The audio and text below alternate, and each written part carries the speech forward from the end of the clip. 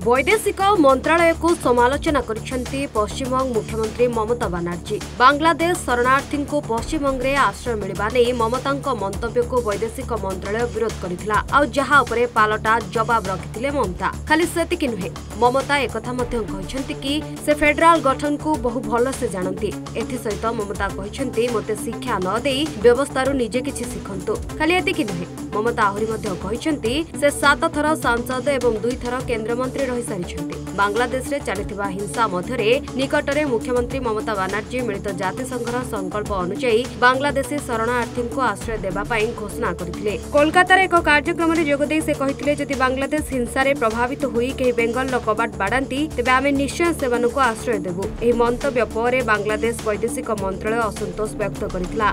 एथि सहित मुख्यमंत्री बनर्जींकर एही मंतव्य तांको देशर जनसाधारण को विभ्रांत करिपारे बोली कहिछि। एहाको नै बांग्लादेश राजधानी ढाका को मध्य एक लिखित अभियोग आसिथिबा भारत वैदेशिक मंत्रालय पक्षरु कहा जायछि।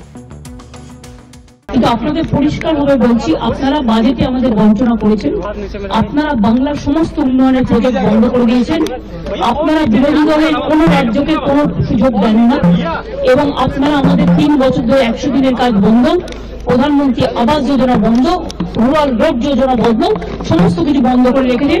এমনকি ফুড সাবসিডি পর্যন্ত দেননি। আমরা 1,71,000 কোটি টাকা পাই লাস্ট ইয়ার পর্যন্ত। এই বাজেটেও কিছু নেই, শুধু জিরো। এইটুকু বলার সাথে সাথে আমার মাইকটা স্টপ করে দিয়েছে।